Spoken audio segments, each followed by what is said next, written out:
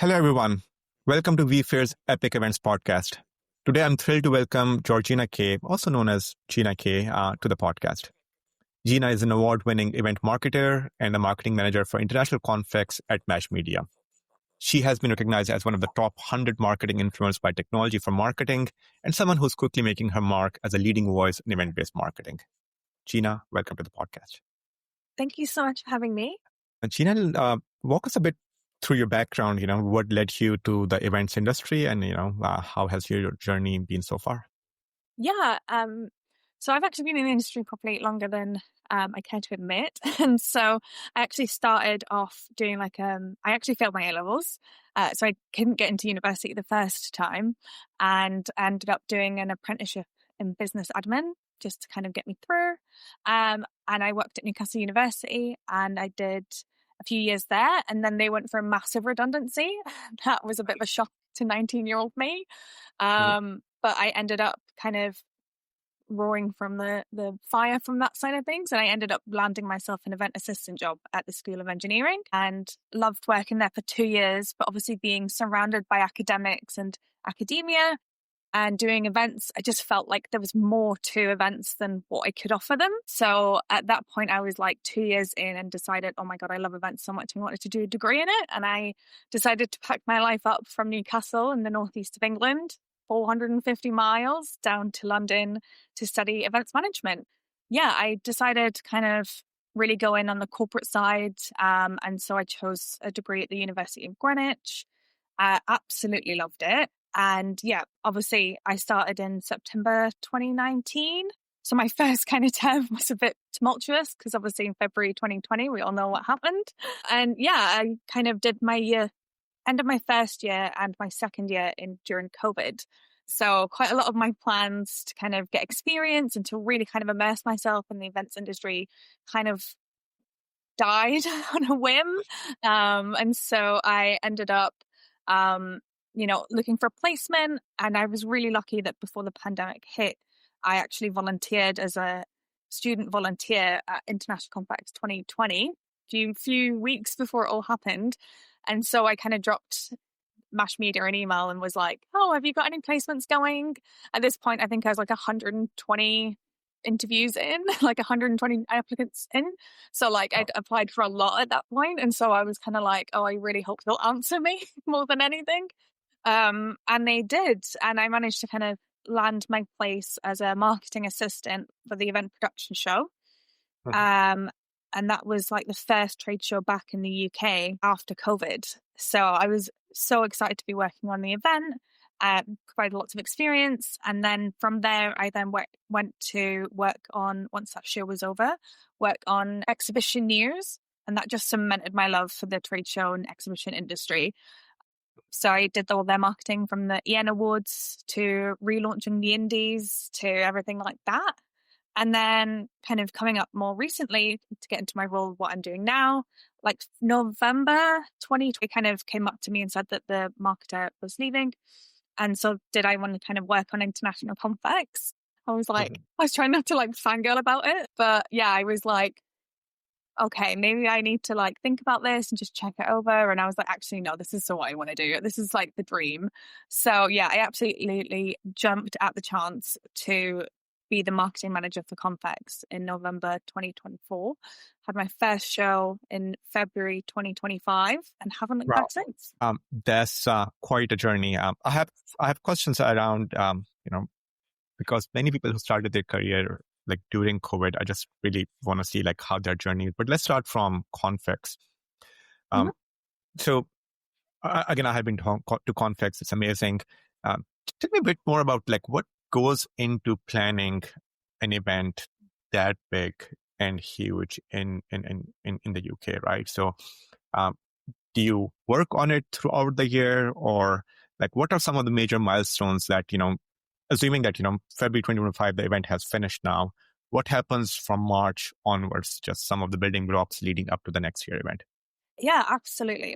Definitely the first kind of month is nothing but looking through data, kind of was like, it was such a great event and had such a positive vibe after it. I'm like very lucky to work on such a wonderful show that has like a wonderful community and has done for so many years. Confex has been around for 43 years. Yeah. So for me, it was quite daunting to kind of be like, oh my God, look at all this data. It was a bit nerve wracking, but yeah, that's where we started. We kind of looked at where 2024 was versus 2025, laid all that data. And then basically from there, we kind of accrued that into a marketing report that I did for like the management team. And then that then influenced a lot of the strategy going into 2026. So kind of looking at the key kind of campaigns of, VisProm, XProm, BizCom, XCom, and newsletters, and then also like externals. And so like we looked at those ones, and then also seeing like what we could change with the resources we have versus what is probably more likely to be for the vision for 2027, 2028. So we kind of stuck with everything we could do in 2026. And yeah, we've been working behind the scenes. A lot of the segmentation for XProm has been worked on like in April, May, June, and kind of getting everything set up for the year. Like in May, my entire marketing campaigns, my marketing emailers and my social posts, all those concepts, and then where it mattered in the marketing funnel, that was all mapped out for the entire year by about May. Yeah. And so then at that point, it's just executing it because I'm a team of one. So it's like I have to do the strategy, then I have to kind of do the planning, and then I just have to go with the execution. So it's fun because it's kind of like, even though I might say I'm already in September. So we kind of looked at, even though I'd planned it in May, I came into September kind of knowing what I was going to do and being like to my sales team, what do you need from me? Is this right? Or can we, switch these around? Or do you need less of this? Do you need more of this? And it's all about having that plan in place early as possible to kind of make sure that when it comes down to like February, I'm not flapping about thinking, well, what am I going to post on, 4 days to go or 10 days to go? And I've got everything set out as early as possible as I can. So then I can start to use my brain for more bigger ideas and bigger concepts and things that will take more brain power. Super impressive. I would have never guessed that for such a huge conference, your team of one. That's just mind-boggling. How do you do that? Because again, I would like to believe that again with AI tools and ChatGPT and all of that helps, but regardless of all of those tools, one has to be super organized and like a very clear mental map of what needs to be done. So is there a playbook that that, oh, by the way, I need to have 6 posts or 8 posts or 10 posts? Like just walk me through that grand plan that one has to follow. Yeah. So for me, it's like it ebbs and flows depending on what is needed. For like, obviously at the minute we've got the Confex Event Supplier Awards going out. So like that's a big campaign that isn't to do with Confex. It still impacts my marketing. So even though I would say like for me, it's like 1 VisProm, 1 XProm, 3 social posts minimum, and 1 news post, like 1 news content piece out a week. And that's what would comprise my week. And then there's also all the admin bits. But my critical path is my like Bible.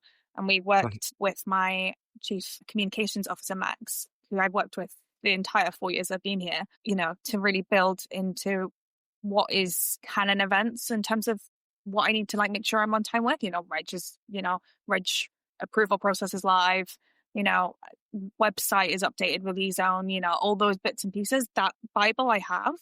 And then my actual planning of what I need to execute each week is just the same. And even though it says 1 VisProm and 1 XProm, it's like that's segmented from there. It's not just like a giant mail out every week.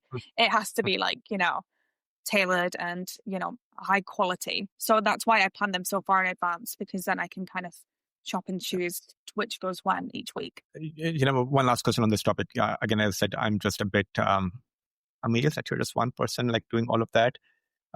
Again, God forbid, like if you're not feeling well, if you're sick, like what happens then? Like, do you have a backup? Because, I think as, things can happen to anyone, like in their life, they have a personal emergency, etc. Like, do you even like anyone within your company even think about it? Or, oh no, we don't, Gina is always there. Guaranteed that I always preach that like, if I get hit by a bus, All my work is available on, like, we've got a shared drive, and we're very lucky. Our team of marketers all sit together. So even though I do all of Confex on my own, I've got somebody that does all of the event production show that's working on the same timeline as me, and Makes somebody sense. also that's working on the pay show at the same timeline as me. So if one of us is off, then we'll pick Sure. up the work. You know, we Yeah. work as a team of marketers together, and Sure. that's what I think is kind of great. But equally, like you were saying before, like you know, it's the use of AI. We do have like a custom GPT for each portfolio. So like all of my emails and all of my work is in like set chats. So like, you know, when you have like a chat, it's not like one per social post. It's all of my social posts in one chat. So Yeah. like someone could be like, oh my God, what is this social post for this date? And then my chat GPT will bring it up for them. So everything's all kind of like is organized as it possibly can. If I was hit by a bus tomorrow, the event would still be fine. That's super impressive. Well done of being super organized. Um, see, I see that you're doing social media posts. You write a lot of blogs. In one of your blogs that you mentioned that you have been guilty of sending out generic emails or recycling content from last year. Like, what's the impact of this approach on your event registration? And typically, like, how do you suggest that one go about those things? Sorry, say that again. So within your blog, I saw that you mentioned that you have been guilty of sending out generic emails or recycling content from last year. What was the impact of this approach on your event registrations? Like, why do you think the checkbox approach to event marketing does not work anymore? I What are think the that yeah, that time is kind of money at this point in time, and having a great tech stack is very key. Like, we're very lucky at Mash that, like, even though all of our marketers work together, we all have the same tech stack. So like actually that also helps. But like last year, obviously I came in halfway through the campaign, and so a lot of the work that was done, it was like we didn't know where we were at and how that was working. So what I did is I just took what I knew from being part of Exhibition News and having been involved in that community for the last few years, and taking the best practice I'd learned from them and being like, right, well, where are we at? What was the campaign sitting at? I think the campaign was sitting at like an 11% open rate for emailers, and by the end of the campaign, it was raised to 16.5% as an open rate. And out of the 4 campaigns that we tracked, and this year we're already sitting on a 23% open rate. So kind of taking as much, segmentation as we physically can. Yes, it takes longer, but I think it yielded better results, as I've said, with those open rates and the conversions to track them. But like, I think the more bespoke you get, the kind of bigger impact you get, because there's no point in like saying, obviously every event is different, and so therefore every audience type is different. And so I'm very grateful that I know who my audience is. So like for event marketers, I'm basically just marketing to myself, and so I know exactly what to say to them and what their pain points are. But for, say, large Congress organizers, I've looked at PCMA and the work that they're doing and how they address the pain points of their audiences. And I've embedded the way that they speak to their audiences and their communities. And I think that's definitely had a big impact on how well those messages resonate. But having a look at, the impact of what generic marketing is doing, and then also then setting up tests like segmentations and sequences, seeing how they compare, and it's almost like a science project. It's great. I'm like, it's school again. Seeing what works best and then sticking with it and evolving. Just going back to Confex, like, are there certain metrics that you are trying to achieve? And if yes, are these on registrations, attendance, sales, dollar value? Like, what are the KPIs that you as marketing on for that conference? So we actually had a really interesting development between 25 and 26. So 2025, I was targeted on pre-registration, and we got a conversion rate of, I think it was like 63-64%, which is really good. Wow. I love my audience and I love my community. Like, and I think that kind of shows. But this year, instead of doing pre-reg, we're actually I'm being targeted on who's in the room. So like actual on-site attendees, because I had in 2024, there was 500 people that, registered on site that was actually approved. Whereas this year it was 300 or so, because obviously we targeted them all to make sure that there was less of them, to kind of ease that strain on registration. So I think that that for us, like that doesn't count towards my target, but there's still people in the room, and that's still the main reason why holding kind of Confex ultimately is having people in that room to kind of make new connections with, to network. That's ultimately after every survey we've done, not only for Confex, but also for conference news and for exhibition news, is time and time again, people want to connect with people.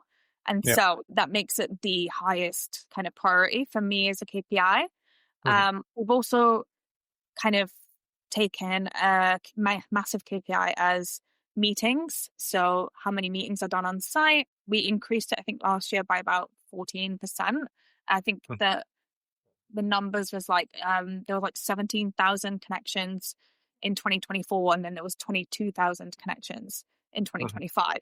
So for us, it's about increasing those connections and those meetings on site and trying to see how we can facilitate that as best we can. So where I think for this year, we're actually working with Braindate to create these like groups where people can meet and talk about like new topics on the event industry and really connect with people in the same wavelength as them. So that's going to be really fun. So we've kind of listened to kind of what delegate feedback is and provided spaces to be able to do that, because that's kind of ultimately our job, is to listen and hopefully help. Apart from the sales side, obviously that's more of my sales team, but I am like, one of my KPIs is to get sales inquiries through the website, but we're working on that. We're currently in redevelopment of the whole website at the minute, with the whole sitemap changing over the next month. So that's also all me. And so we're working with ASP to make sure that the functionality of that is augmented to each segment.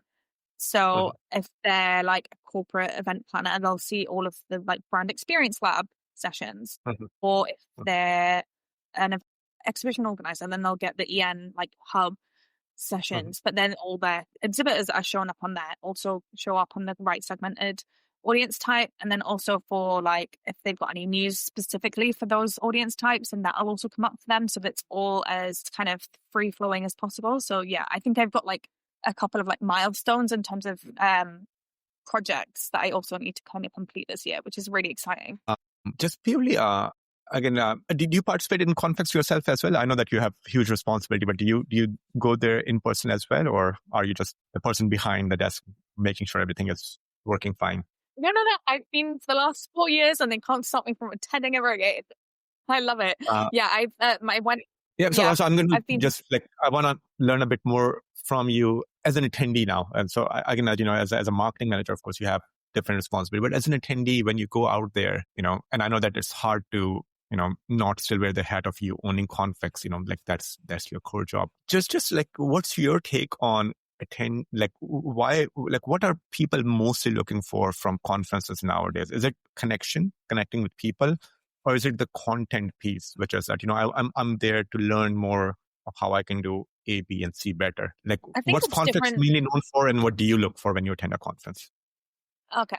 So for what I look for personally, as I'm an education event nerd, so I will always be content first, connection second, because I think you can look at it from either side of the street almost, where content will probably be given to you afterwards. So you don't necessarily need to put that first, but equally you can connect with people in advance. So equally you don't need to put that first. So I think it depends on your different types of audiences and the matrix that you've got in terms of the personas that you have for your like event. And so, but me personally, like I think that I can attend an event with just content and achieve the connection, but I can't always attend an event that's all about connection and have no content. Right. So I think that that's kind of the way that, especially for like bigger events, but even smaller events, I think as long as you know that you're just going there for connection, it's like a little, after work social, then you get the connection, but not the content. But if you go for the content, you'll always get the connection. Yeah. See, one of the toughest job I feel like nowadays is of a marketing manager whose KPI is registrations and attendance. And I will tell you why. Of course, I interview a lot of people. Every single person I've interviewed this year, and there are at least 50 of them, they all mention how people register late now. Gone are those days where the conference is done, you're giving this early bird discount, and you have 50% of your quota signed up like right away. I don't know about Confex, but do you also see this concept of late registrations, and then how you still control your nerves that, everything will be fine and I'll still achieve my target of having people register and sign up? My nerves never existed. I don't think, I think that, like we have found it's coming later and later. So I'd say probably in excess of 60% of our registration comes in the last 3 weeks. Mhm. Holding your nerve for that number does, burn you out. But I think that's what I've tried to do differently this year. So obviously last year is the first year I worked on the event. So maybe we should do this next year and then see where we're at. Do it where we're at again. But like last year, we had 60% of our registration happen in the last 3 weeks. Yeah, that's a big number. But for this year, we've already got like regis open and live. Like registration for us is already open and live. We are about sitting at about 500 attendees already. That's So good. like that's 1/10 of the way. 1/10 Yeah. of the way. So I don't do nothing. I just do the marketing. So yeah. So we've still got a long way to go, but I do think that when we were looking at data, we'd already started between November and February, or September and February, or October and February. And we found that there was no correlation between if they'd pre-registered, like registered their interest in like January, or whether they pre-registered their interest in like August. So we just opened it straight after Confex was done. So there was like, see you next year, register your interest. The registration form is live on the website, has been since the day after kind of Confex was finished. So we'll find out and I'll let you know. And Gina, like I'm assuming that with Confex, you're marketing it everywhere, right? LinkedIn, Instagram, like just my last podcast, they mentioned TikTok was their best platform where they were advertising. Just like how do you determine the best platforms and the content formats for your audience? How do you decide where to focus your marketing efforts for maximum impact? So I think for us is like, you have to figure out what your audience discoverability habits are. So for us, a lot of our attendees will spend their spare time on Instagram. So we'll put a lot of our fun exposure, that side of things, almost like the cold marketing onto Instagram first to see how that performs. If it's good enough, it'll go on to LinkedIn if it gets a good laugh. If it doesn't, most of our marketing, if it's like 6 months to go, that went out on all platforms. We don't have TikTok, but for me, like the best way to use TikTok is if you have like an Eventbrite version, like an Eventbrite link to go into it, which we don't. So for us, it'd be like, there's too many steps in that touch point for them to convert, for us to put time into that this year when I've got so much on my own to deliver in terms of marketing. And I would say like personally, like 10% of my marketing budget, which not only includes like money, but also my time, will go on to something new. So 10% of my budget this year is going into meta adverts on Instagram, because that's where I know my audience is already on there. It's a good bet in terms of my time and worth. And also I've done them before, so it's a little less scary than having a full-blown account for TikTok. But we used to have a TikTok for Exhibition News and it did pretty decently. So I think it just depends on kind of who you're trying to target and what resources you have.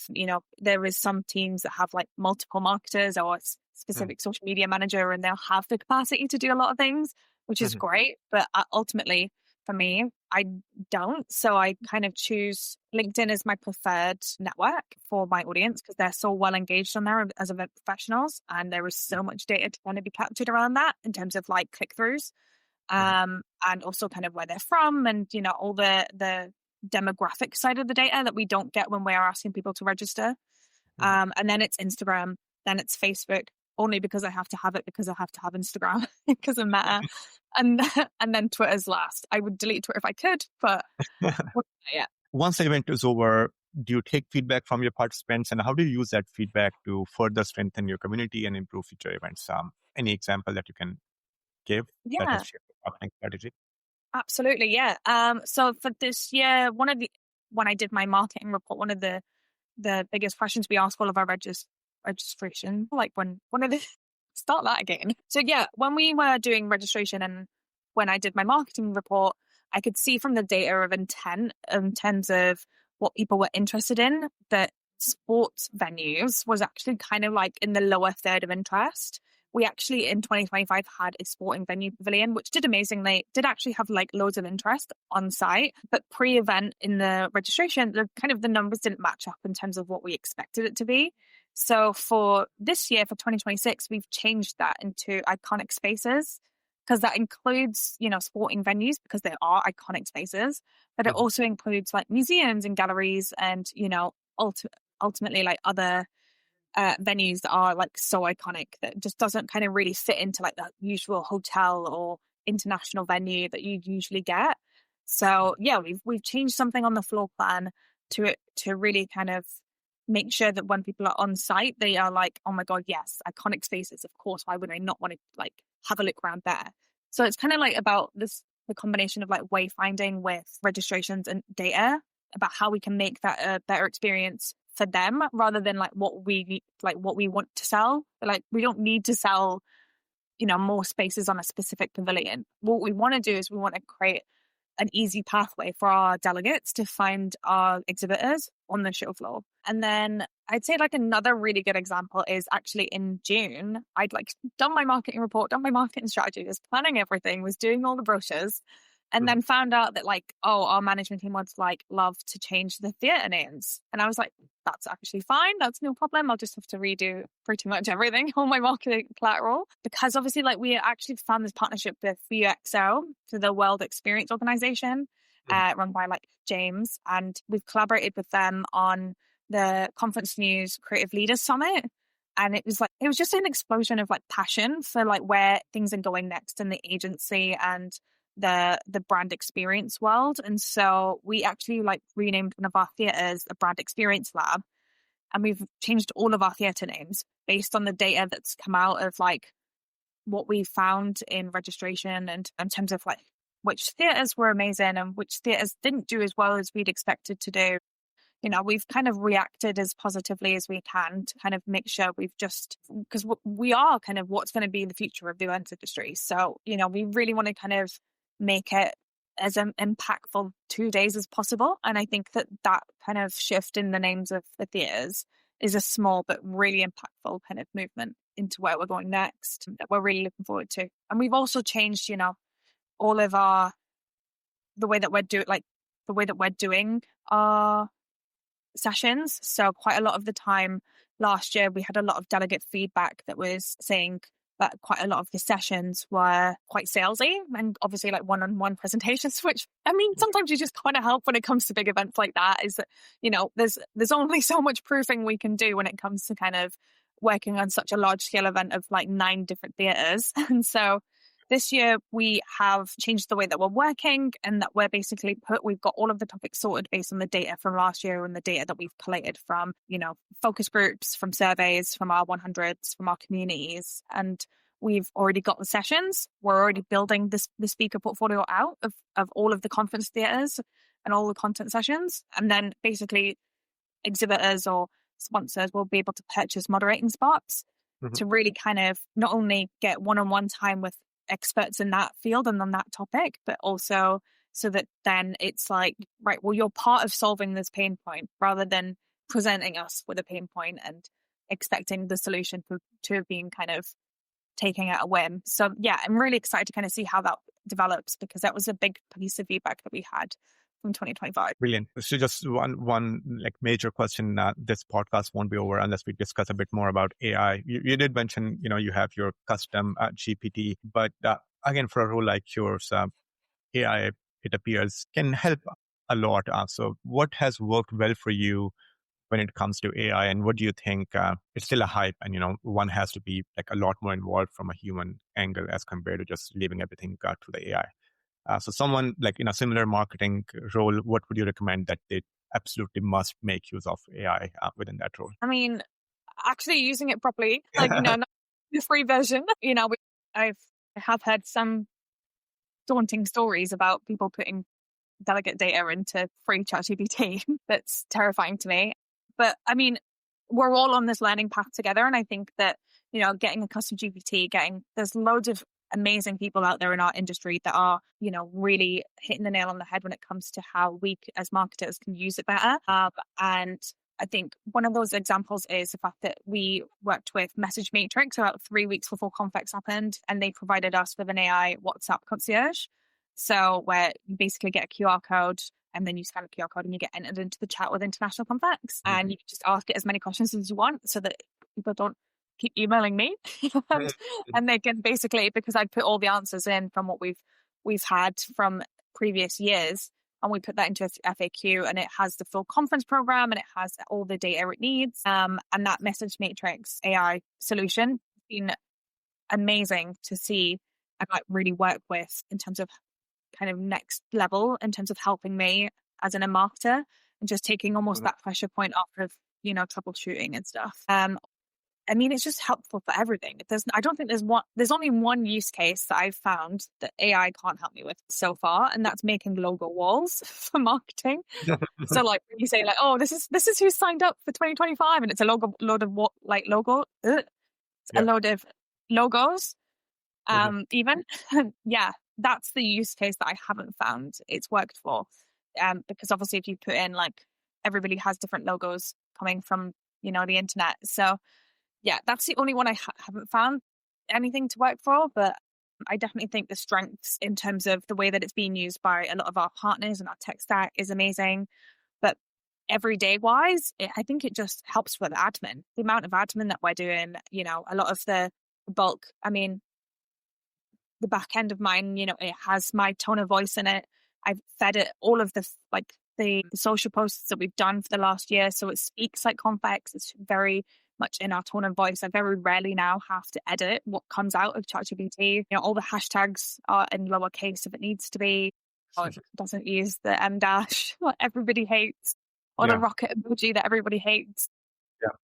I think it's just figuring out how to make it work for you. Like we sat down, I think, with our full marketing team at the beginning of the year and was like, well, what do we spend most of our time on? What are we wasting our time on? What are the top 5 things that we can kind of go back and be like, actually, these are the 5 processes that we hate to do, and how can we knock them down to like as minimum amount of time as possible? And then we've worked more creatively from that sense, so that we get to have that kind of the fun side of marketing. And who's that AI guru within your company who then, once you guys have decided that these are the 5 tasks that we absolutely don't want to work on, who works on that GPT, because someone still needs to go back and solve that problem using AI? So our head of business, let me start again because I don't actually know if that is his job title. Let me start.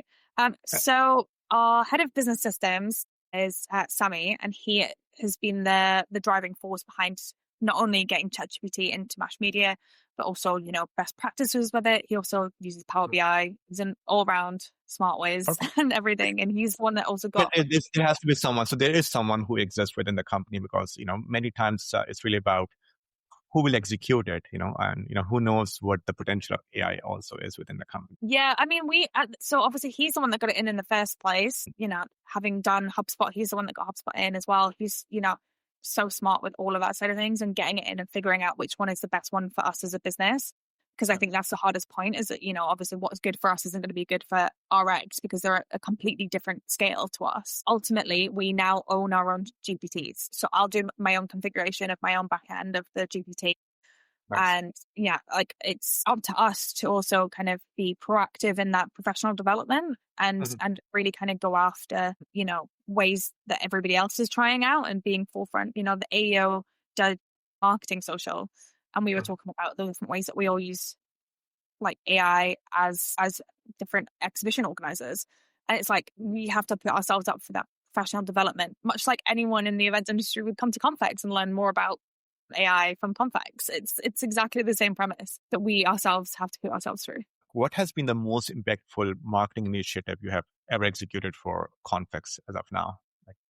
For 2025, I would definitely say that actually working with Excel was I have 3 that my top 3 would be like working with Excel.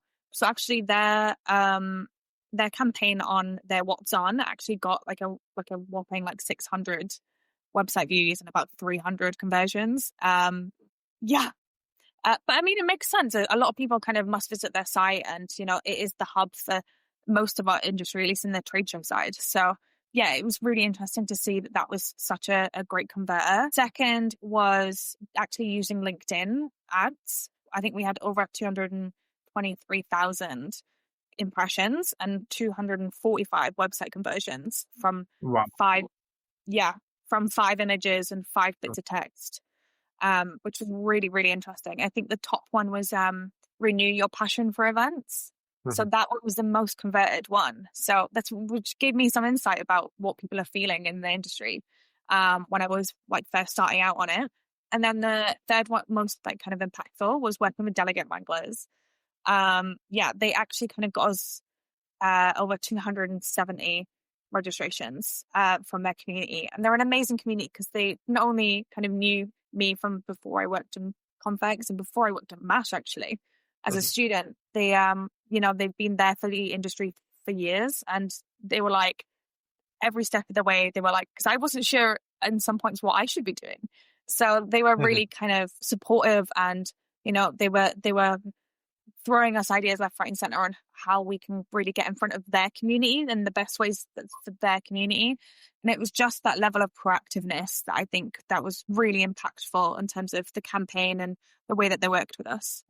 Those are brilliant stats. Again, you should be proud of yourself. So Gina, like for the event marketers who are just starting, like, and again, you have, I think you have climbed up the ladder very, very quickly within your profession, but like what advice would you give them when it comes to creating content, being impactful, drive engagement? What would your suggestions be for them? I think it is a balance to not, marketing is a never ending task. So I think understanding what your boundaries are, especially if you're just starting out, and then focusing on where your community is. And if you meet your community where they're at, then you'll have a great kind of relationship with your community, which is ultimately you wouldn't have an event without them. So, I mean, yeah, absolutely. Like read the reports, read the articles about your community, go to those networking events, make friends, be part of a community. And I'm so lucky to be part of mine. Gina, if there's someone who wants to learn a bit more about you, connect with you, get some tips, or even learn a bit more about Confex, what's the best way for them to reach out to you? LinkedIn always. Perfect. Thank you, Gina, for being on the podcast. Thank you, everyone, for listening in. We'll see you in the next episode. If you have any questions, reach out to Gina on LinkedIn. Thanks, Gina. Thank you.